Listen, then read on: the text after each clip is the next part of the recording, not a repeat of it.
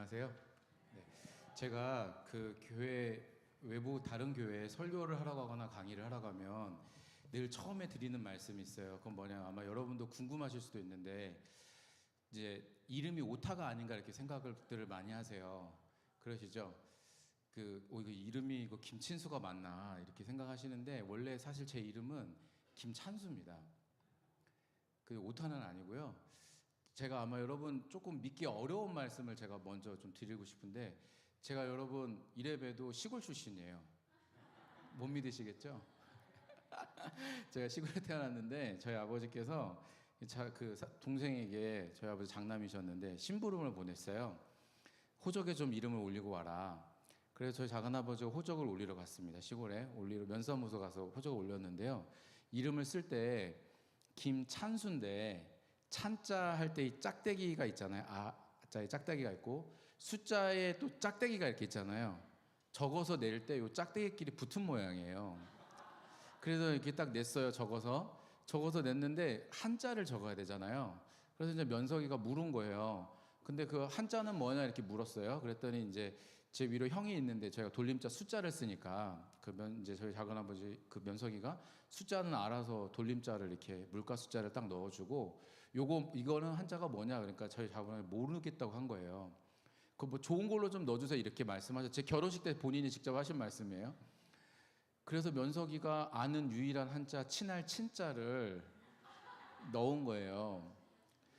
예, 근데 사실 이름이 그렇게 된지 몰랐어요. 언제 알았냐면 제가 이제 그 동네 시골에 제가 유치원 안 다녔거든요. 초등학교를 입학을 했는데요. 그 출석을 부르잖아요. 제 어머니가 이제 뒤에 서 계셨고 제 앞에 있는데 출석을 부르는데 제 이름을 안 불렀어요. 그래서 저희 어머니가 선생님 제 아들 이름이 빠졌는데요. 그래서 선생님이 아들 이름이 뭔가요? 그랬더니 저희 어머니가 이제 김찬수인데요. 그러니까 선생님이 찬수는 출석부에 없고 친수는 결석했는데 요거 이름이 좀 비슷한 거 보니까 그 댁 아들 그 친수 아니 이렇게 어머니가 막 화를 내죠. 엄마가 자식 이름 모르겠냐 막 화를 내셨어요. 그날 면사무소 가서 호적 등본을 떼봤더니 친수였더라고요, 제 이름이. 그래서 잃어버린 8년이 있습니다, 저한테. 그래서 초등학교 이후에 아직도 사실 그 집 친척들하고 시골에 있는 오래전에 알고 지냈던 친구들은 찬수라고 부릅니다. 이제 초등학교 이후에 저를 만난 사람들은 이제 친수라고 이렇게 부릅니다. 그래서 이제 궁금하셨죠? 오타라고 많이들 생각하시는데 오타는 아니기도 하고 하여간 그렇습니다. 오늘 이렇게 귀한 저녁에 또 성경학교를 여름 사역을 앞두고 귀한 저녁에 말씀을 나눌 수 있는 또 기회를 주신 우리 담임 목사님과 우리 장로님과 당회 또 청년 시절에 만났던 우리 최 목사님, 또 제가 사모님 파이든에서도 반주도 해주셔서 이렇게 또 관계를 맺고 있는데, 이 저녁에 하나님 말씀 나눌 수 있는 특별한 은혜를 주셔서 감사합니다. 잠깐 기도하고 말씀 나누겠습니다. 하나님 아버지 감사합니다.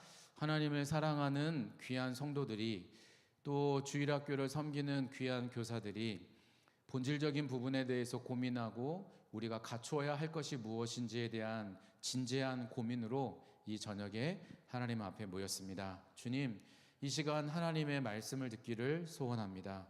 지속적인 변화, 한 번의 변화가 아닌 지속적인 변화를 경험하기를 소원합니다. 어떻게 하면 그런 변화를 우리가 경험할 수 있을지 하나님, 짧은 시간이지만 주의 귀한 말씀을 통해 함께 생각하고 나누는 시간 되도록 인도하여 주시옵소서. 예수님의 이름으로 기도하옵나이다. 아멘. 여러분, 독일에 가면, 독일에 예전에 파이돈에서 이제 강사들하고 몇 해 전에 그 비전 트립을 다녀온 적이 있습니다. 루터하고 그 다음에 보헤미아 지역에 있었던 얀 후스라고 하는 종교개혁자의 유적지를 쭉 방문하는 기회가 있었습니다. 그때 독일에 한 마을에 방문을 했습니다. 이름이 어떤 이름이냐면 헤른후트라고 하는 마을이 있습니다. 이곳에 방문을 해서 굉장히 인상적인 장소들을 이렇게 경험을 했습니다. 이 헤른후트라고 하는 것은, 이 도시의 이름은 무슨 뜻이냐면 주님이 보호하시는 곳이다, 이런 뜻입니다. 이 헤르누트라고 하는 마을은 누구에 의해서 생겨났냐면 진젠도르프라고 하는 사람에 의해서 생겨났습니다. 세계 역사에, 또 선교 역사에 이 진젠도르프의 이름이 빠지지 않습니다. 세계 선교 역사에 큰 획을 그었던 사람이, 그런데 어떤 면에서는 우리나라에는 별로 이렇게 잘 많이 알려지지는 않은 사람이다라고도 이렇게 말할 수가 있는데요. 당시에 그 보헤미아 지방에 그 기독교인들, 예수님을 믿는 사람들이 있었는데요. 이 사람들을 가리켜서 뭐라고 불렀냐면 모라비안이라고 불렀습니다. 모라비안 교도라고 불렀어요. 우리와 같은 종교개혁적인 신앙을 가진 사람들이었습니다. 그런데 당시에는 18세기에 당시에 이 종교개혁자들이 지금 천주교죠. 구교의 핍박을 받았단 말이에요. 핍박을 받는데 이 사람들도 마찬가지였어요. 모라비안들이 개혁적인 성격을 가지고 신앙을 가지고 있다 보니까 천주교에 의해서 핍박을 받았고, 그래서 그들이 살 곳을 찾아서 도망 다니고 있었습니다. 그때 누구를 만나냐면 진젠도르프를 만났습니다. 진젠도르프가 큰 부자였고요. 그 보헤미아 지방의 큰 땅을, 굉장히 넓은 땅을 가지고 있었던 사람이었어요. 만났습니다. 만났는데 진젠도르프가 처음에는 이 모라비안 교도들하고 뭐 리더가 되겠다 이런 생각을 하고 만난 게 아니었어요. 그냥 만났는데 이 사람들이 안타깝기도 하고요. 그래서 처음 이 사람을 만날 때 90명을 만났는데 이 모라비안 교도 90명이 지낼 수 있는 마을을 그게 이 헤르누트라고 하는 마을이에요. 이곳에 90명들이 지낼 수 있도록 주거지를, 이렇게 거주지를 만들어줬습니다. 처음에는 90명의 성도들이 와서, 모라비안 교도들이 와서 그곳에서 생활을 했습니다. 근데 그러다가 4년이 지났을 때는, 그때가 1722년이었는데요. 1722년에 90명이었던 모라비안 교도가 4년이 지났을 때 1726년이 됐을 때는 몇 명으로 늘어났냐면 300명으로 늘어났습니다. 많은 사람들이 이제 늘어났어요. 지도자가 됐는데, 그렇게 하면서 자연스럽게 진젠도르프가 지도자가 됐는데요. 진젠도르프가 생각했던, 이 사람은 선교에 굉장히 관심이 있었거든요. 그래서 나는 세계 선교를 해야 되는데 그러면 선교에서 뭐가 중요할까 생각했을 때 진젠도르프가 가장 중요하다고 생각했던 건 기도였어요. 그래서 이 사람이 어떻게 하냐면 2명씩 한 조를 짜서요, 12조를 짜서 2명씩이 2시간씩 매일, 하루에 24시간, 일주일 7일, 그러면 이 한 번도 하루도 빠지지 않고 쉬는 시간이 없이 2명씩 한 조를 짜서 기도를 시켰습니다. 그러니까 자정, 새벽, 이게 조를 나눠가지고요, 24시간 동안 기도가 계속될 수 있도록 이런 기도 운동을 벌였어요. 헤르누트에 갔을 때 이 기도의 탑이라고 하는 건물이 있거든요. 그곳에 방문했었습니다.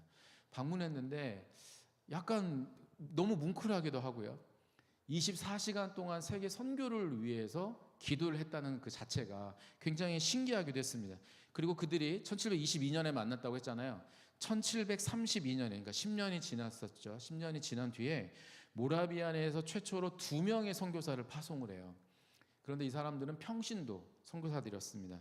최초로 목수하고 옹기장이, 요 두 사람을 최초로 파송을 했어요. 그로부터 20년 동안 진젠도르프에 의해서 모라비안 교도가 이제 그 선교사를 보냈는데 몇 명을 보냈냐면 226명의 선교사를 보냈습니다. 그러면 여러분, 사실 우리나라는 선교사를 많이 보냈기 때문에 226명의 선교사는 별로 뭐 그거 가지고 그러나 이러실 수 있잖아요. 그런데 당시에 개혁 교회가 200년 동안 보냈던 선교사의 숫자보다 더 많은 숫자예요. 226명이요. 200년 동안 개혁 교회가 보낸 선교사보다 약 20년 동안 보낸 이 진젠도르프가 파송한 모라비안 선교사들이 훨씬 더 숫자가 많았습니다. 근데 제가 이 이야기를 드리는 이유는 뭐냐면, 진젠도르프가 모라비안 교도를 만나기 3년 전에 이 사람이 독일의 뒤셀도르프라고 하는 곳에 방문을 하게 됐습니다. 그때 진젠도르프가 몇 살이었냐면 19살이었어요. 그러니까 모라비안을 만날 때가 22살이었던 셈이죠. 19살 때 독일의 뒤셀도르프에 갔는데 한 전시회에 갔습니다.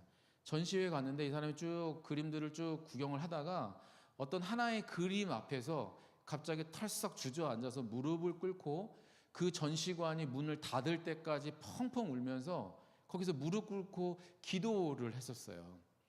어떤 그림이었냐면 예수님께서 가시면류관을 쓰신 채로 피가 흘러, 이렇게 얼굴을 타고 피가 흐르는 장면, 그 그림 앞에서 그 사람이 무릎을 꿇고 있었어요. 그 그림에는 뭐라고 써 있냐면, 그 그림의 밑에 라틴어로 써 있었는데 그 라틴어를 번역하면 이런 뜻이에요. 나는 널 위해 이것을 했건만 너는 날 위해 무엇을 하느냐. 이 메시지를 읽었는데 진젠도르프가 이 메시지가 가슴에 확 와닿은 거예요. 나는 널 위해 십자가를 지는 고통을 당했는데 너는 날 위해서 무엇을 하겠니? 이 질문이 이 진젠도르프 가슴에 딱 박히면서 진젠도르프가 그때 결심을 했어요. 주님, 제가 주님을 위해서 이 한평생을 바치겠습니다. 그리고 3년 뒤에 모라비안 교도들을 만나게 됐고 그들을 외면할 수가 없었어요. 신앙 때문에 구교에 천주교에 핍박을 당하고 있는 그들을 외면할 수가 없었어요. 그래서 많은 사람들의 반대나 많은 사람들의 당신 그렇게 하면 조금 별로 정치적으로 좋지 않을 것 같다는 여러 가지 다양한 소리를 들었지만 진젠도르프가 어떻게 자신의 땅을 그들을 위해서 줄 수가 있었냐? 그 그림 때문에 그랬어요. 여러분 어쩌면 진젠도르프에게 있어 진젠도르프는 그전에도 이미 크리스찬이었습니다. 그런데 이 사람이 그 그림 앞에서 주님의 사랑에 대해서 다시 한번 깨닫게 되면서 그의 삶이 완전히 변화된 것이거든요. 그런데 여러분 아마도 이 자리에 계시는 우리 금요일 저녁에 우리 청년들이 이렇게 밴드를 하는 것도 이게 찬양팀을 하는 것도 정말 쉽지 않을 것 같은데 우리 청년들도 그렇고 우리 어르신들도 그렇고 우리 젊은 분들 제 눈에는 교회가 상대적으로 연령이 좀 젊은 것 같아요. 제 눈에는 다 한 40대 50대 이렇게 막 근데 기분 좋으라고 드린 말씀이에요. 네. 여러분 그런데 아마 이 금요일 저녁에 이 자리에 앉아 있을 정도라면 그런 변화를 경험했겠죠. 저희도 무엇인가 우리 주님이 살아계시는구나, 주님이 나를 위해서 십자가에 죽으셨구나, 이것을 우리가 경험했기 때문에 우리가 이 자리에 있을 거예요. 모든 사람들은 사실 그런 변화를 경험하는 지점들이 있습니다. 어떤 사람은 양서를 읽다가 책을 읽다가 그런 변화를 경험하기도 하고요. 어떤 사람은 예배를 드리다가 경험하기도 하고 어떤 사람은 기도를 하다가 그런 변화를 경험하기도 합니다. 그런데 우리가 분명히 변화를 받았어요. 우리의 모습을 보면 우리는 거룩하지 않지만 하나님께서 우리를 보실 때 너희는 거룩하다라고 우리를 칭해 주시죠. 우리는 하나님의 자녀가 될 만한 자격이 없지만 하나님이 우리를 자녀 삼아 주셨단 말이에요. 그럼 우리의 신분이 변화가 됐어요. 그런데 우리의 신분이 변화가 되었지만 이 한 번의 변화로 인해서 우리의 삶이 하나님이 우리를 데려가실 때까지 우리의 이런 거룩함, 우리의 이런 변화가 꾸준하게 지속해서 계속 가느냐? 그렇지는 않죠. 그렇지는 않습니다. 분명한 것은 한 번의 변화로는 충분하지 않다는 거예요. 한 번의 변화로는 우리가 하나님이 우리를 향한 기대대로 하나님이 원하시는 모습대로 성장해 가거나 하나님이 기대하시는 모습으로 성숙해 가기에는 분명히 한계가 있다는 것이죠. 그렇다면 이 저녁에 같이 생각해 보고 싶은 질문은 그것입니다. 설교의 제목이기도 한데 우리는 그렇다면 어떻게 하면 지속적인 변화를 경험할 수 있는가? 주님이 나의 구주와 주님이 되어주신다고 해서 우리가 한번 변화를 경험했는데 그런데 거기에만 안주하는 것이 아니라 우리 주님이 우리 각 개인들을 향하여 변화되기를 원하시고 성숙해 가기를 원하시고 성장해 가기를 원하시는 그 지점이 있을 텐데 우리가 어떻게 그런 지속적인 변화를 경험해 갈 수 있을까? 그 질문에 대한 답을 오늘 우리가 읽었던 열왕기하에 있는 말씀을 통해서 이 저녁에 살펴보려고 합니다. 여러분 오늘 말씀을 보면 요시야라는 이제 왕이 나옵니다. 요시야라는 왕이 나와요. 여러분 요시야에 대해서 들어보셨죠? 요시야는 이제 남유다와 원래는 나라가 하나였었죠. 통일 왕국이라고 우리가 그 시대를 부릅니다. 사울이 첫 번째 왕이었고 두 번째 왕이 다윗이었고 세 번째가 솔로몬이었죠. 솔로몬이 죽으면서 그의 아들로 내려갈 때 르호보암이 왕이 되어야 하는데 여로보암에 의해서 나라가 둘로 분열이 되었습니다. 그때를 분열 왕국이라고 부르죠. 분열 왕국이 된 다음에 남유다에는 20명의 왕이 세워지고 그 다음에 북이스라엘에는 19명이 세워집니다. 19명, 북이스라엘 19명, 남유다는 20명이었는데 북이스라엘에 있었던 19명의 왕들은 하나같이 다 악한 왕이었어요. 성경에서 표현대로 보면요. 남유다에 20명의 왕이 있었는데 남유다는 그래도 북이스라엘보다 좀 낫죠. 성경에서 선하다고 표현되는 왕이 몇 명이 있냐면 8명이 나옵니다. 그 8명 중에 한 사람이 오늘 우리가 읽은 요시야가 그 8명 중에 한 명입니다. 요시야는 남유다의 몇 번째 왕이냐면 16번째 왕입니다. 그러면 그 위로 이제 한 명씩 거슬러 올라가 보면 요시야의 아버지 15번째 왕이죠. 15번째 왕인 요시야의 아버지는 누구냐면 아몬이라는 왕이었어요. 아몬은 임기가 짧았어요. 2년밖에 안 됩니다. 2년밖에 안 되는데 이 아몬도 굉장히 큰 문제가 있었어요. 이 사람은 우상 숭배자였어요. 우상을 숭배했던 사람입니다. 그게 참 신기하죠. 우상을 숭배했었던 아버지 밑에서 굉장히 신실한 왕이 나타난 거예요. 하나님을 잘 믿는 경건한 왕이 나온 것이고요. 15번째 왕이니까 요시야의 아버지는 15번째가 아몬이었고, 아몬의 위로 올라가면 누구냐면 14번째 왕인데, 아몬 못지않은 아주 악한 왕이에요. 누구냐면 므낫세입니다. 므낫세는 몇 년 동안 남유다를 통치했냐면 55년 동안을 통치했어요. 자, 그러면 여러분 생각을 해보면 요시야의 아버지 2년, 그 위로 55년, 그러면 합치면 57년이잖아요. 57년 동안 남유다는 우상 숭배를 했었던 나라가 됐어요. 그런데 그러다가 요시야가 이제 왕이 됩니다. 요시야가 왕이 되는데, 요시야가 왕이 될 때 나이가 몇 살이었다고 성경에 나와 있냐면 8살이에요. 8살인데 신하들이, 이제 아버지가 아몬이라고 했잖아요. 아몬이 통치를 할 때 신하들이 반역을 일으켰습니다. 반역을 일으켜서 아몬 왕을 죽이고 그들 스스로 왕이 되려고 했었습니다. 그런데 그때 남유다 백성들이, 야, 당신들이 어떻게 이럴 수 있냐, 그래서 반역을 일으킨 사람들을 죽이고 없애고 요시야를, 아몬의 아들인 요시야를 이제 왕에 이렇게 올리게 됩니다. 여러분, 왕들의 이름 너무 많이 나오고 헷갈리시죠? 예, 지금 이제 처음에 괜찮았는데 이제 왕들 얘기 그만할게요. 예, 왕들이 너무 많이 나왔는데, 자, 그래서 제가 말씀드리고 싶은 핵심은 뭐였냐면, 이제 요시야가 왕이 됐어요. 근데 요시야가 몇 살에 왕이 됐냐면 8살에 왕이 됐습니다. 요시야가 몇 년 동안 통치했냐면 남유다를 31년 동안을 통치를 했어요. 그런데 요시야가 8살이, 여러분 8살에 왕이 돼서 8살이 뭘 할 수 있겠어요? 아마 섭정 형태가 됐을 거예요. 어머니나 친척들에 의해서 같이 이제 섭정을 했겠죠. 같이 통치를 같이 했겠죠. 근데 요시야가 성경을 보면 22장 2절 말씀을 보면요. 22장 2절 말씀, 우리가 오늘 읽었던 말씀인데 22장 2절 말씀은 뭐라고 말하냐면, 요시야가 여호와 보시기에 정직히 행하여 그의 조상 다윗의 모든 길로 행하고 좌우로 치우치지 아니하였다, 이렇게 말씀을 하고 있어요. 요시야가 22장 1절에서는 8살 때 왕이 됐고 31년을 다스렸고, 그 다음에 22장 2절을 보니까 조상 다윗의 길로 행했다. 여러분, 저희가 성경을 읽을 때 누군가가 다윗의 뒤를 쫓았다, 따랐다, 그러면 이 사람은 선한 왕이죠. 아주 좋은 왕입니다. 여로보암의 뒤를 쫓았다? 아주 악한 왕이에요. 북이스라엘 왕들 다 여로보암 뒤 쫓다가 다 하나님 앞에 심판을 받는 건데, 요시야가 다윗의 뒤를 쫓았다고 하는 것은 굉장히 선한 왕입니다. 그러면 여러분 그렇게 생각을 해보면 요시야는 사실 자세히 보지 않더라도 선한 왕이구나. 뭘 보면 다윗의 뒤를 쫓았다. 그럼 여러분 이런 거죠. 이 주변에 있는 사람들이 만약에 저 사람은 산서울교회 성도 같다. 그럼 여러분 그게 무슨 뜻인가요? 신실하고 기도 열심히 하고 헌신하고 이런 뜻이죠.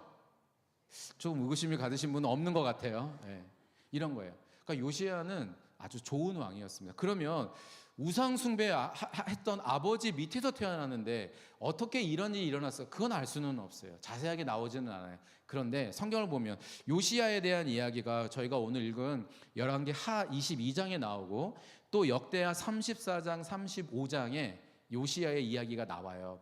이 두 가지를 같이 봐야, 같이 이해를 해야 요시야가 언제 몇 살 때 어떤 일을 했는지를 조금씩 꿰맞출 수가 있어요. 그 장면을 보면 역대하 34장 3절 말씀을 제가 읽을게요.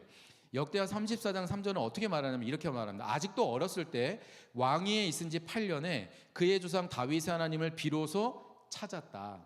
이게 역대하 34장 3절이에요. 그러면 왕위에 있은 지 몇 년에 하나님을 찾기 시작했냐면 8년에 찾기 시작했어요.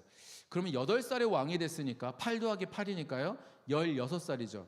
16살이 됐을 때 비로소 여호와를 찾기 시작을 했대요. 성경은 기록된 것이 우리가 궁금해할 만한 모든 것에 대한 답을 다 주기 위해서 기록된 것이 아니고 성경이 말하려고 하는, 하나님께서 사람들에게 들려주기를 원하시는 것들만 기록이 되어 있기 때문에 굉장히 궁금한 지점들이 많이 있어요. 어떻게 요시야가 이런 경험을 하게 됐는지는 정확하게는 알지는 못해요. 그런데 분명한 것은 18살이 됐을 때 하나님을 찾기 시작했습니다. 그 다음에 34장 3절, 아까 제가 좀 읽었는데 그 뒷부분에 보면 뭐라고 나오냐면, 유다와 예루살렘을 비로소 정결하게 해서 그 산당들과 아세라 목상들과 아로새긴 우상들과 부엄한 우상들을 다 제거해 버렸다. 이렇게 나와 있어. 16살 때 요시야가 하나님을 찾기 시작했고, 그 다음에 요시야가 왕이 된 지 12년째 되던 해, 그러니까 20살 때 우상들을 없애는 개혁을 일으키기 시작했어요. 8살에 왕이 됐고 16살에 하나님을 찾기 시작했고 20살에 우상들과 산당들을 없애기 시작했습니다.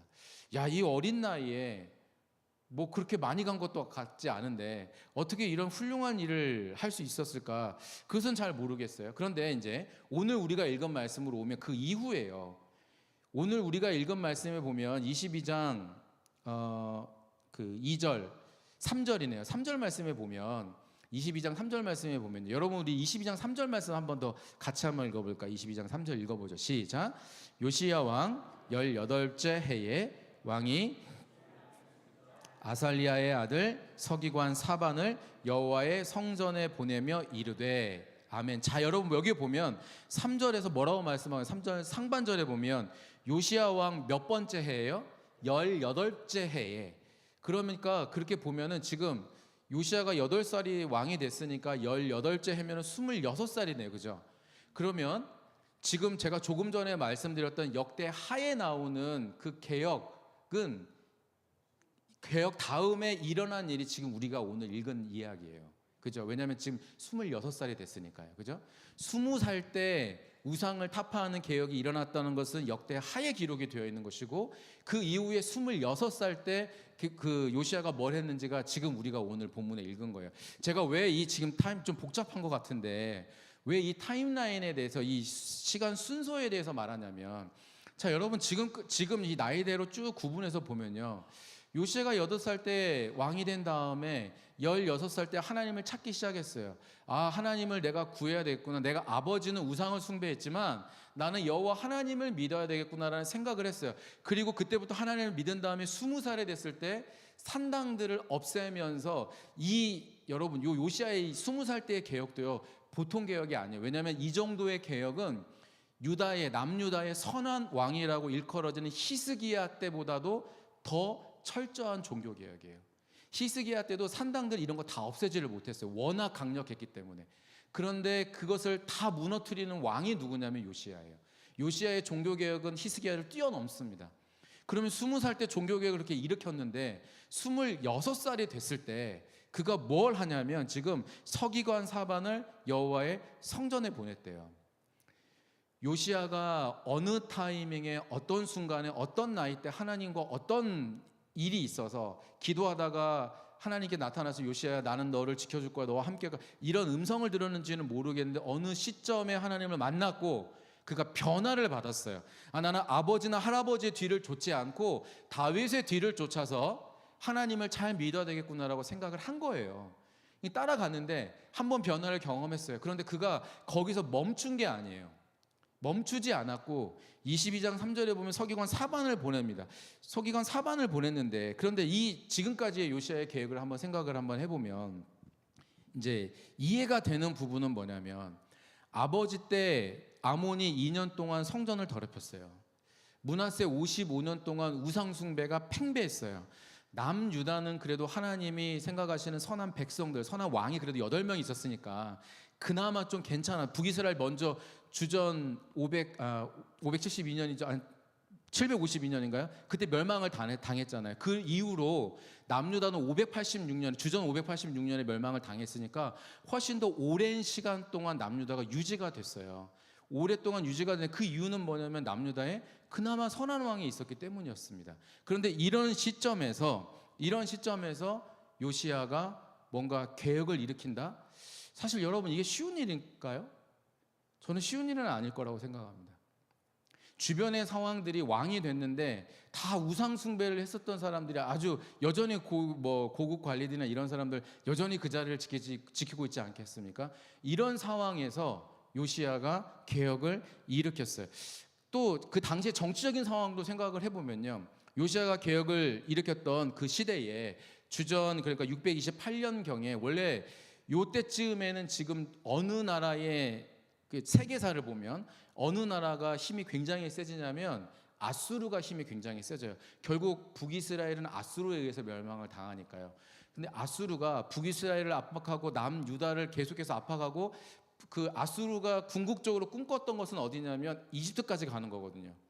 이집트도 이스라엘을 지나서 어디까지를 가는 거냐면 갈대아 우루, 아브라함의 고향인 이쪽까지, 이집트 이쪽 이라크 이쪽 지역까지 가는 게 궁극적으로는 그들의 목표이기 때문에 북이스라엘을 치고 계속 밑으로 내려오려고 하고 있는 그런 상황이었어요.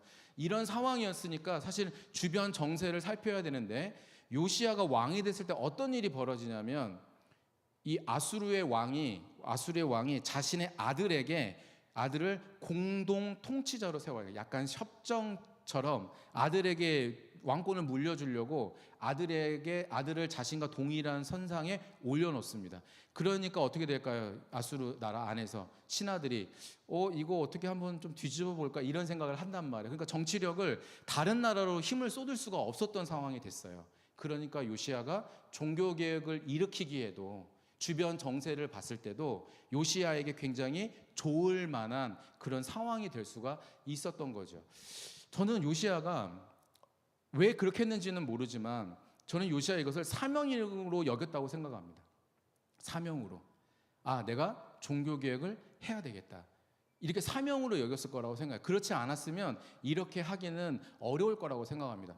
우리 교사 되신 여러분, 선생님들 여기 계시잖아요. 지금 주일학교 제가 아까 우리 담임 목사님과 잠깐 이야기 나누면서 우리 주일학교 선생님들이 굉장히 얼마나 헌신하시는지 그 이야기를 잠깐 들었어요. 30년 동안 또 섬기시는 분들도 계시고 굉장히 열심히 헌신하신다고 들었는데 여러분 그렇게 오랜 시간 동안 주일학교 교사로 교회학교 교사로 섬길 수 있는 이유가 무엇일까요? 저는 그건 사명의식일 거라고 생각합니다.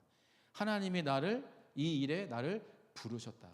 제가 몇 해 전에 교회에 이제 강의를 하러 갔어요. 교회 교사들 대상으로 강의를 하러 갔습니다. 제가 이제 물었어요. 선생님들 교사 왜 하세요? 이렇게 물었어요. 그랬더니 요 앞쪽에 앉았던 한 남자 청년이 했던 말을 제가 잊을 수가 없어요. 그 청년이 뭐라고 했냐면 여자친구가 반주자라서요. 그렇지. 여자친구가 반주자면 교사해야 될 것 같아요. 네. 제가 많은 교회들을 다니면서 교사를 하시는 분들 중에 꼭 이런 분들 빠지지 않더라고요. 어느 교회다 모르겠습니다. 산설교회도 그런 분들이 계신지는 모르겠는데 교사 왜 하세요라고 물어보면 많은 분들이 얘기하는 게 뭐냐면 밥 한 끼 잘못 얻어먹어서 교사한다.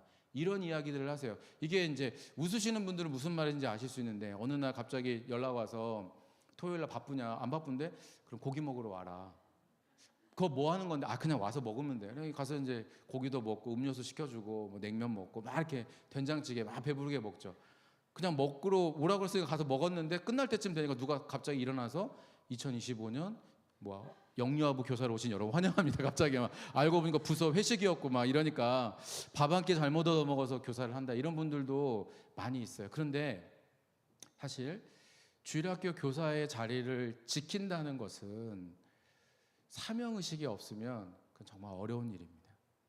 누가 알아주지 않잖아요. 그죠? 누가 알아주지 않습니다. 주일학교 교사들 이제 많은 경우에 제가 이제 교회들을 저도 사역을 이제 20년이 좀 넘게 했습니다. 20년 넘게 했는데 사역을 하다 보니까 이제 산설교회는 상황을 잘 모르겠죠. 저는 그거에 대해서 아무것도 모르지만 제가 그동안 섬겨왔었던 교회들을 돌아보니까 교회의 중직자가 되기에 가장 빠른 지름길은 뭐냐? 뭘 하면 되냐? 성가대더라고요. 성가대. 그러면 교회 중직자가 잘 안 되는 경우는 어디냐? 뭘 섬기면 되냐? 교사를 하면 그렇더라고요. 교사를. 왜냐하면 근데 그게 일리가 있는 것 같아요. 왜냐하면 가만히 생각해 보면 교사들은 성도들의 눈에 잘 안 띄어요. 왜냐하면 아이들에게 가 있으니까. 아이들 분방 공부하는 그 모임에 들어가 있고 어른 예배 때 주일학교 교사로 섬기니까 많은 성도들의 눈에 띄지 않아요. 제가 성가대를 하시는 분들을 뭐 비하하거나 이러려고 하는 말씀 드리는 말씀이 아니고요. 그만큼 내가 세워진 곳이 누가 나를 이곳에 세우셨냐. 여러분 오늘도 저희가 심장이 뜁니다. 그렇죠? 저와 여러분의 심장이 이렇게 뛰고 있어요. 심장이 뛰고 있습니다. 여러분 주일학교 교사인 우리가 생각할 때 하나님께서 주일학교 교사뿐만이 아니죠. 우리 모두에게 오늘도 뛰는 심장을 주신 이유가 있다고 생각합니다. 그 이유는 무엇일까? 주일학교 사역을 오랫동안 하고 있는 제 입장에서 하나님께서 오늘도 나에게 이 뛰는 심장을 주신 이유가 무엇일까? 다음 세대들에게 하나님의 말씀을 전하라고. 주일학교 교사 여러분, 하나님께서 우리를 왜 교사로 부르셨나? 하나님께서 산솔교회의 미래를 만들라고. 이 아름다운 교회에서 30-40년 뒤에 예배드릴 사람들은 사실 여러분 제가 예언 하나 해도 되나요? 제가 예언에도 틀린 적이 없어요.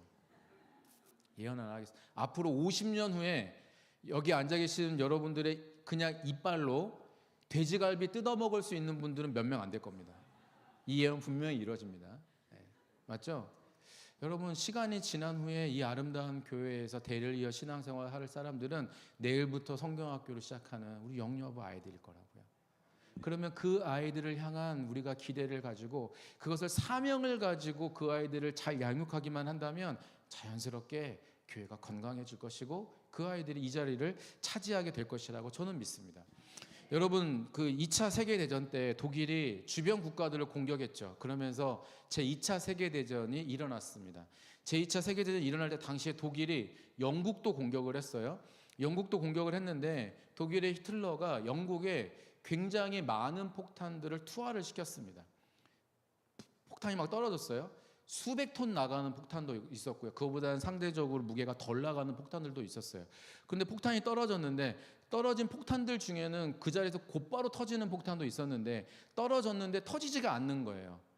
그러니까 사람들 생각할 때 이거 불발탄이구나라고 생각을 했겠죠. 그러니까 처음에는 그냥 처음에 저게 언제 터질지 모르니까 좀 경계를 했는데 시간이 지나도 터지지 않으니까 사람들이 이거는 불발탄인가 보다라고 생각을 했어요.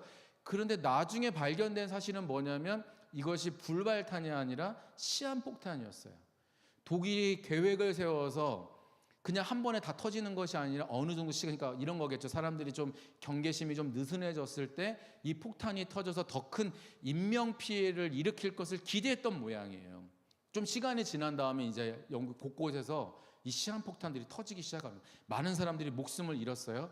그렇게 되니까 사람들이 이제 이 불발탄이 아니라 이거 시한폭탄이었구나. 많은 사람들이 이제 두려움에 떨었습니다. 기록을 보면 1940년 9월에 영국 런던에 몇 개의 이런 시한폭탄, 불발탄이 있다고 기록이 나와 있냐면 3,759개가 있었어요.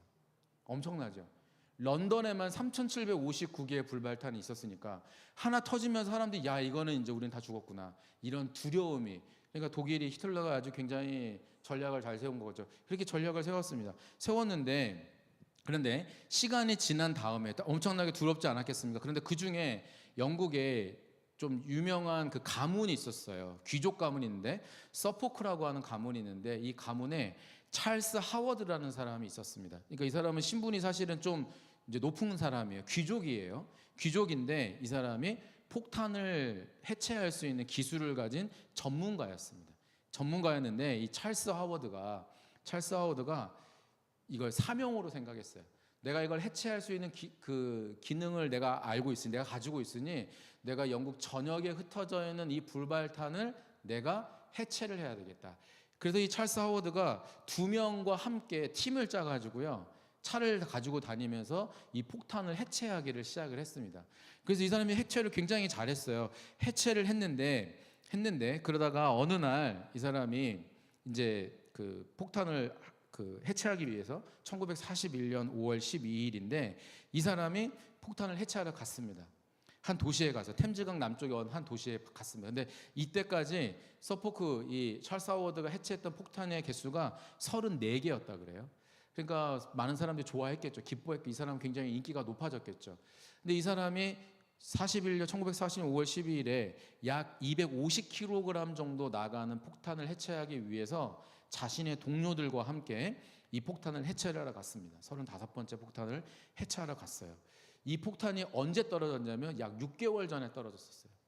6개월 전에 떨어진 약 250kg에 달하는 이 폭탄을 해체하기 위해서 자신의 팀원들과 갔습니다. 그런데 이 폭탄을 해체하던 도중에 그만 폭탄이 폭발을 했어요. 그래서 이 폭탄의 폭발 때문에 14명이 죽었습니다. 그리고 찰스 하워드 팀의 3명, 이 찰스 하워드도 그때 목숨을 잃었어요. 많은 사람들이 야, 저 사람은 서프구 가문이고 귀족인데 왜 저렇게 귀족이 저런 일들을 저렇게 하면서 나중에는 저렇게 목숨까지 잃었을까? 많은 사람들이 그 사람을 보면서 뭐라고 말했냐면 그 사람은 거기에 사명감을 가졌기 때문일 것이다 라고 이렇게 이야기를 했어요. 그랬을 거라고 생각합니다. 저는 주일학교 교사들이 이런 사명감을 가지고 있다고 생각을 합니다. 여러분, 우리가 저희가 손이 2개죠. 교사뿐만 아니라 제가 이제 교사들이 하는 기능에 대해 이렇게 표현을 하는데요. 여러분, 저희가 병원에 가면 의사 선생님이 오면 물어요. 어디가 불편해서 오셨어요? 뭐 속이 소화가 안 되세요? 아니면 머리가 아프세요? 이렇게 물어보죠. 물어본 다음에 뭘 하냐면 맥을 짚잖아요. 맥을 짚습니다. 그 다음에 처방을 해주죠. 주사를 맞으셔야 될 것 같아요. 아니면 이런 약을 복용하세요. 이렇게 처방을 내려주죠. 주일학교 교사의 한 손은 뭘 해야 되냐면 아이들의 맥을 짚어요. 우리 아이들이 좋아하는 게 뭘지, 우리 아이들이 학교에서 경험하고 있는 게 무엇일지, 유치원에서 어떤 상황에 있는지, 이 아이의 부모님들이 어떤 신앙을 가지고 있는지 교사가 맥을 짚죠.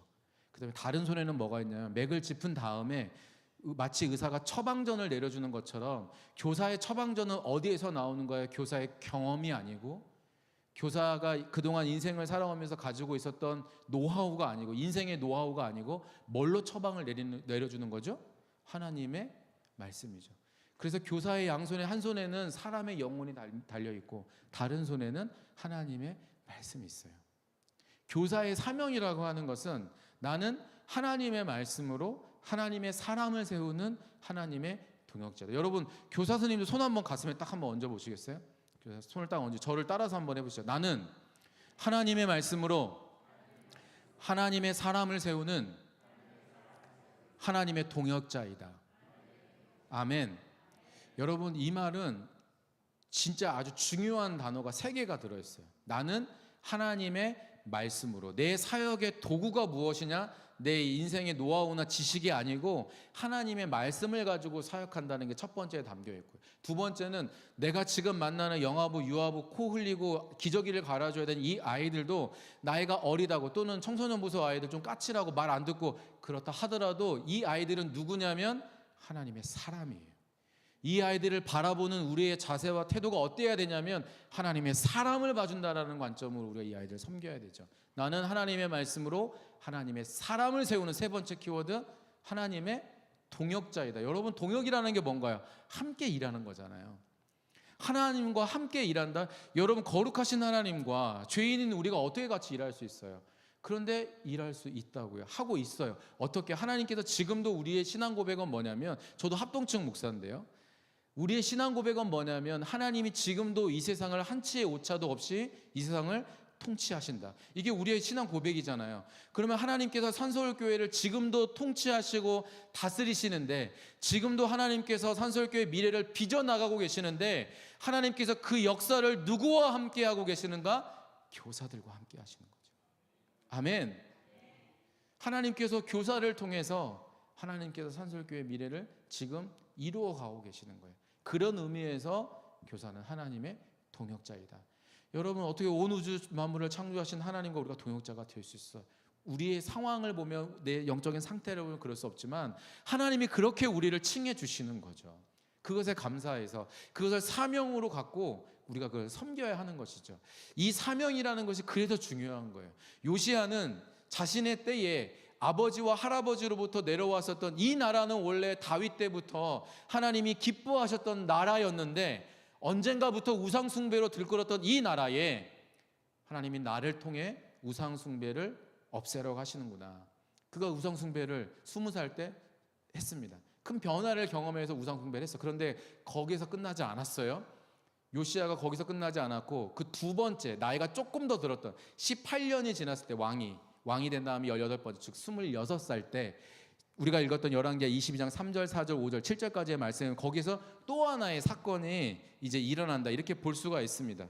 요시야가 이제 대제사장 hil기야를 보냈는데, hil기야가 22장 4절에 보면요, hil기야에게 올라가서 사반을 시켜서 말하죠. 백성이 여호와의 성전에 드린 은 곧 문지킨 자가 수납한 은을 계산해라. 쭉 밑에 보면 말씀이 나오는데, 유대인들은 반세계 성전 세금을 냈어야 됐어요. 반세계씩을 냈습니다. 그것이 헌금으로 쌓이고 그것을 성전을 보수하거나 이런 걸로 쌓였는데, 이런 것을 하던 도중에 5절 말씀에 보면 성전을 수리하다가, 성전 세금을 가지고 성전을 수리했는데 그 과정에서 발견한 게 있어요. 뭘 발견했냐면 책을 발견을 했어요. 실제로는 두루마리였을 겁니다. 우리가 가지고 있는 성경책의 모양이 아니고 두루마리를 발견을 했어요. 그 두루마리가 어떤 두루마리였나요? 뭐였어요? 율법이었습니다. 율법. 성전을 보수하던 도중에, 성전을 수리하던 도중에 율법책을 발견을 했어요. 율법책을 발견한 다음에 서기관 사반이 이 율법책을 요시야에게 읽어줍니다. 22장 11절 말씀입니다. 우리가 이 말씀을 읽지는 않았습니다. 22장 11절 말씀에 보면 왕이 율법책의 말을 듣자 곧 그의 옷을 찢었다, 이렇게 말씀을 하고 있어요. 율법책을 읽어주는데 사반이 율법책을 읽어줬어요. 근데 요시야가 그 말을 듣다가 옷을 찢어버려 울었어요. 왜 그랬냐면 그 내용에는, 그 율법의 내용에는 언약을, 하나님과 이스라엘 백성이, 남유다 백성이 언약을 맺었는데 이 언약을 지키지 않을 경우에 일어나게 될 두려운 저주가 기록이 되어 있었던 거예요. 그 이야기를 들었습니다, 요시야가. 그 요시야가 이렇게 하나님과의 언약을 지키지 않으면 우리에게 이런 일이 일어난다고 깜짝 놀랐어요. 깜짝 놀랐고, 그래서 요시야가 여선지자 훌다에게 사자를 보냅니다. 사람을 보내서 자신들이 읽었던 율법을 발견해서 읽었던 이 내용에 대해서 그 여선지자 훌다에게 하나님의 뜻을 구합니다. 그러자 훌다가, 여러분 조금 더 자세한 내용을 알고 싶으면 22장 전체를 한번 읽어보시면 돼요. 이 훌다가 뭐라고 말하냐면, 그 저주는, 율법책을 읽다가 지금 사반을 읽어주다 요시야가 놀랐잖아요. 울었잖아요. 훌다가 뭐라고 말하냐면, 그것은 진짜입니다. 여호와의 저주는 지금도 유효합니다.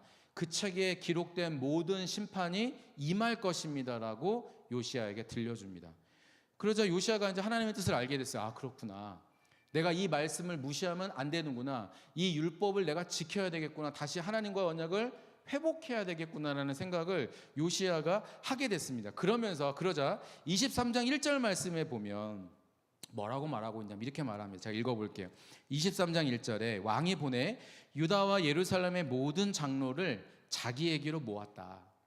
요시야가 여호와의 저주가 지속되는구나, 이것을 깨달은 다음에 요시야가 뭘 했냐면 남유다 땅에 머물고 있었던 모든 사람들에게 연락을 해서 모든 장로들을 모이게 했습니다. 그리고 그들에게 요시야가 직접 읽어줬어요. 뭘 읽어줬어요? 율법 두루마리를 읽어줬습니다. 율법 두루마리를 장로와 제사장, 선지자, 이런 사람들이 예루살렘에 모였는데 그것을 직접 요시야가 읽어줬어요. 23장 3절 말씀 우리 같이 한번 읽어볼까요? 23장 3절 말씀 읽어보죠. 시작. 왕이 단 위에 서서 여호와 앞에서 언약을 세우되 마음을 다하고 뜻을 다하여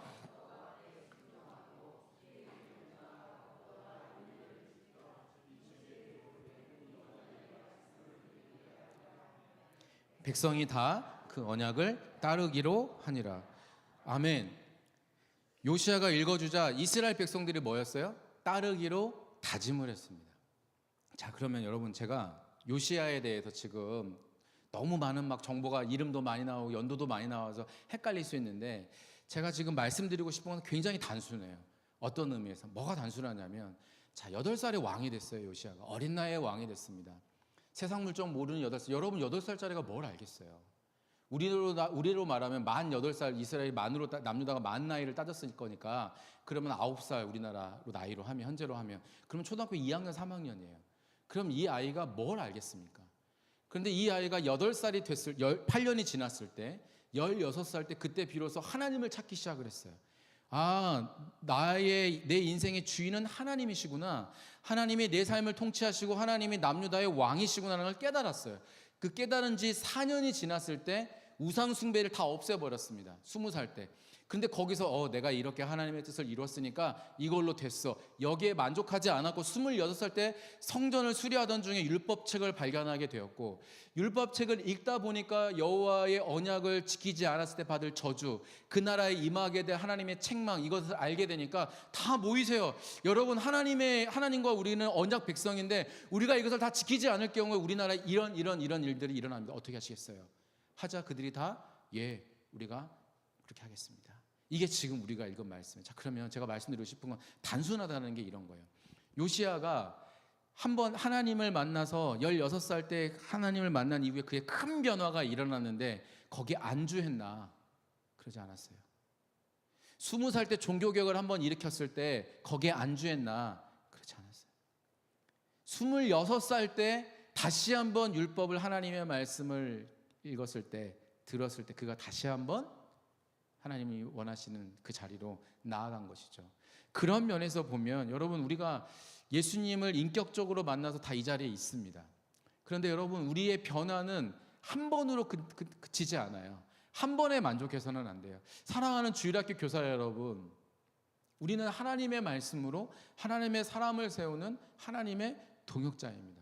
우리가 하나님의 말씀으로 하나님의 사람을 세우지 않는다면 이 땅에 진짜 희망이 없겠죠. 여러분, 교회가 줄어들고 교회들마다 아이들이 줄어들었어요. 많이 없어진 교회들도 많고 주일학교 없는 교회도 많습니다. 저희가 생각할 때는 한서울교회는 그래도 아이들이 있는 편이라고 생각할 수 있을 것 같아요. 광장동에 얼마 전에 교회 강의를 갔다 왔는데요, 거기는 작년 출석 200명인데 주일학교가 없어요. 부서가 뭐 유치부 몇 명, 중고등부 몇 명 해가지고 그냥 통합부서로 같이 이렇게 하더라고요. 그럼 이때에 여러분, 이거는 10년 전, 20년 전에 이미 많은 교회 교육가들이 이야기했어요. 이러면 한국교회 주일학교는 사라진다. 이제 이건 말할 필요도 없어. 그러면 이 시대에 우리가 해야 되는 일은 뭐냐면, 한 사람이라도 건강한 하나님의 사람을 세울 수만 있다면 그러면 되는 거죠. 하나님이 나의 주인이라고 고백할 수 있는 아이를 한 명이라도, 하나님이 기뻐하시는 사람을 한 명이라도만 세울 수만 있다면 그러면 하나님께서 그 사람 통해서 일하실 것입니다. 이것이 우리 주일학교 교사들의 사명이어야 합니다. 근데 여러분, 가만히 생각해 보면 이것은 주일학교 교사들에게만 있는 사명은 아니에요. 사랑하는 성도분, 교사가 아니신 여러분, 여러분의 자녀들 이 시간에 어디에 있습니까?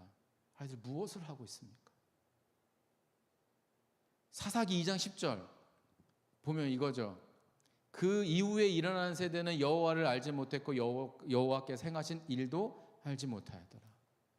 신앙의 1세대들은, 여호수아와 함께 있었던 세대 사람들은 여호와께서 행하셨던 기적을 다 봤으니까 하나님을 순수하게 잘 믿었어요. 우리도 마찬가지잖아요. 여러분, 저와 여러분의 삶에 하나님께서 수없이 많은 기적들을 행하셨잖아요. 그걸 경험했잖아요. 그러니까 이 저녁에도 나오는 거잖아요. 그런데 여러분, 그것이 과연 우리의 자녀들에게, 내 손주들에게, 내 가족들에게, 이웃들에게 잘 전달되고 있나? 그런 의미에서 교사가 아닌 우리 일반 성도님들, 우리도 똑같은 사명이 있어요. 그것은 하나님의 말씀으로 하나님의 사람을 세우는 사명은 사실 주일학교 교사뿐만이 아니라 이 자리에 앉아있는 우리 모두가 해야 되는 그런 사명이라고 저는 그렇게 믿습니다. 여러분, 요시야는 한 차례 개혁을 했었고 그러나 그것에 안주하지 않았습니다. 지속적인 변화를 경험하려면 저는 하나님께서 열왕기하 22장, 23장, 또 역대하 34장, 35장에 나오는 요시야 삶 전체를 통해서 우리에게 주시는 지속적인 변화를 경험하고 싶다면 하나님의 말씀을 가까이 해야 된다라고 하나님 말씀하신다고 저는 믿습니다. 사랑하는 성도 여러분, 주일학교 교사 여러분, 정말 지속적인 변화를, 하나님이 원하시는 성장과 성숙의 자리에 가기를 여러분은 원하신다면 하나님의 말씀을 가까이 하십시오. 사랑하는 성도 여러분, 주일학교 교사 여러분, 특별히 내일 성경학교를 하는 우리 주일학교 영유아부 선생님 여러분, 우리의 사역의 도구는 내 지식이 아니고 내 경험이 아니고 우리의 사역의 도구는 살아있는 하나님의 말씀인 줄을 믿습니다. 내 삶에 녹여진, 아이들에게 가르치기 위해서 배우는 말씀이 아니라 내 삶에 녹여진, 내 삶을 통과한 진리가 우리 아이들에게 선포될 때 그 순간 성령께서 일하실 것이고, 그 순간 성령께서 그 아이의 마음속에, 안속에서 성령께서 일하셔서 그 아이를 변화시킬 것이라고 저는 믿습니다. 캐나다 사람 중에 테리 폭스라는 청년이 있었습니다. 예전에 책을 읽다가 이 테리 폭스라는 청년의 이야기를 처음 읽게 됐습니다. 18살 때 이 형제가 농구 선수였는데요. 18살 때 시즌 중에 농구 경기를 하던 도중에 무릎이 아팠어요. 농구 선수들은 뛰고 점프도 많이 하니까 무릎이나 뭐 발목이나 이런 쪽에 부상이 좀 많습니다. 여기 테리 폭스가 생각할 때 뭐 농구 선수였으니까 시즌이 끝난 다음에 한번 제대로 검사를 해봐야 되겠다고 생각을 했어요. 시즌이 끝난 다음에 검사를 했습니다. 검사를 했는데 충격적인 검사 결과를 접하게 되었습니다. 그건 뭐였냐면 오른쪽 무릎 뼈에서 암이 발견이 된 거예요. 그래서 고통스러웠던 거예요. 의사의 진단이 내려졌고 회복을 어떻게 그러면 치료를 해야 되느냐 여러 가지 방법을 찾다가 결과적으로는 오른쪽 무릎 위로 6인치 15cm 정도를 절단을 했습니다. 여러분 무릎 위로 15cm니까 오른쪽 다리는 거의 없는 거예요.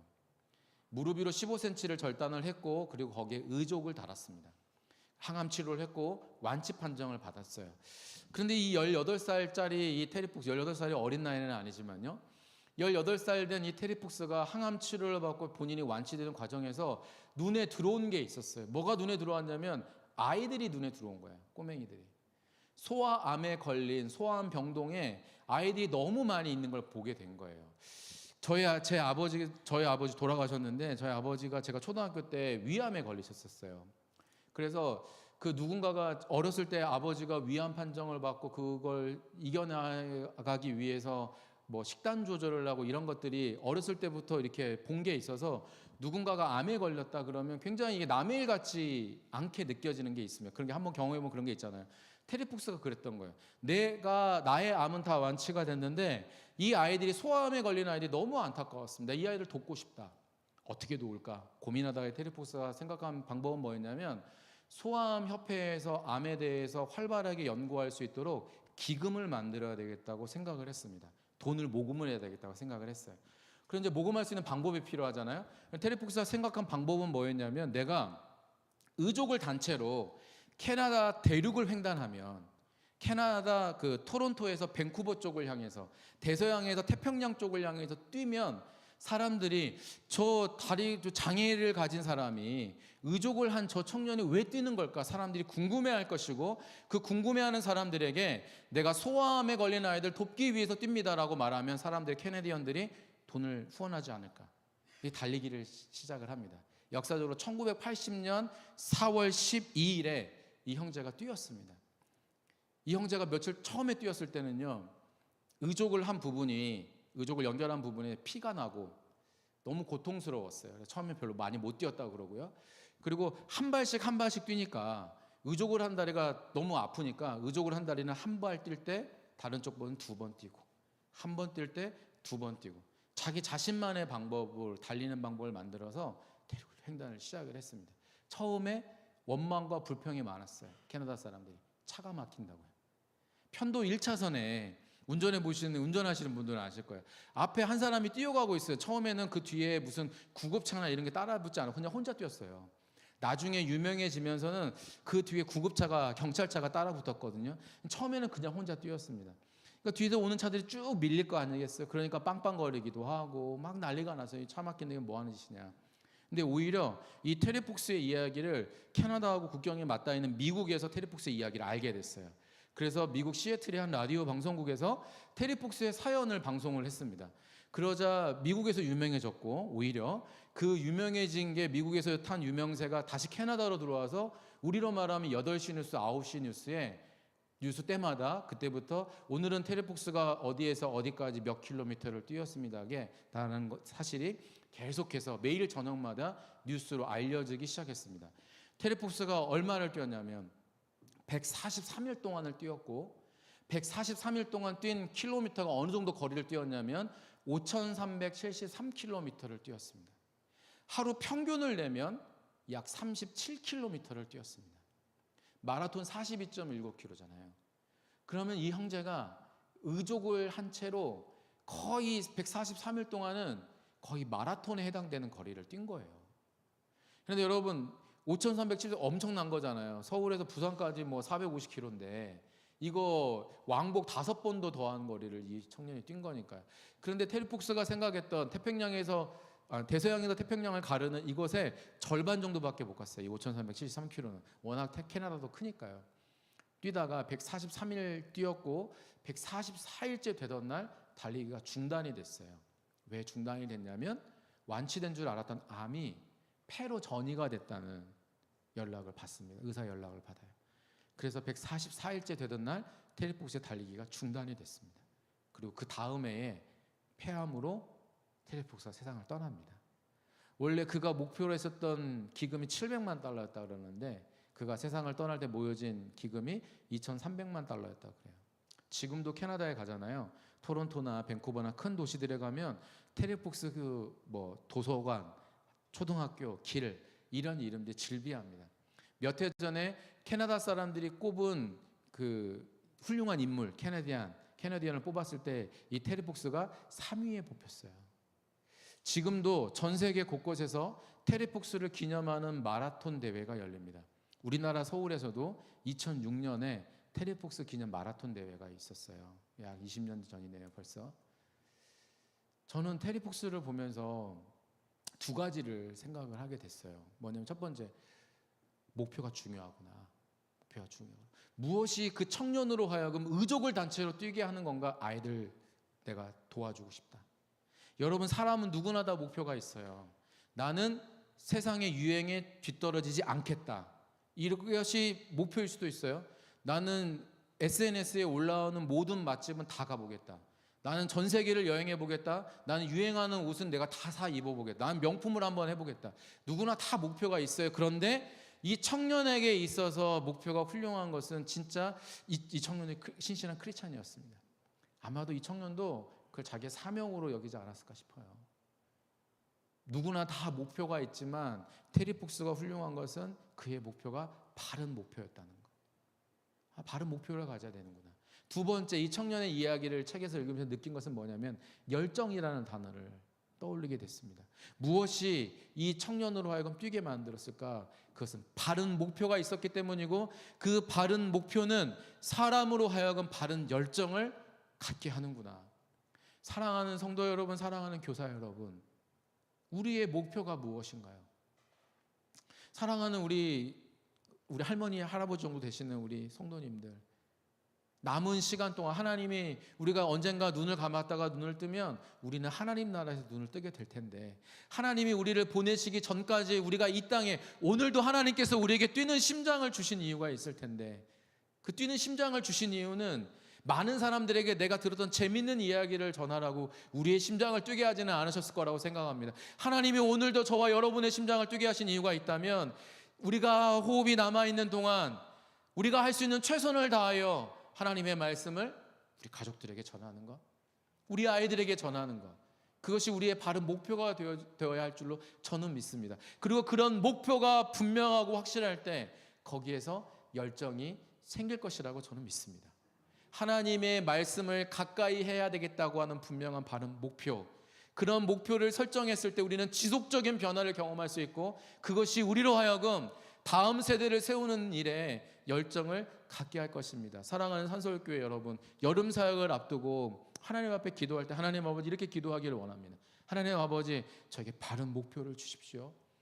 하나님이 기뻐하시는 바른 목표를 주십시오. 그리고 그 바른 목표에도 출발한 바른 열정을, 뜨거운 열정을 하나님 제게 허락하여 주시옵소서.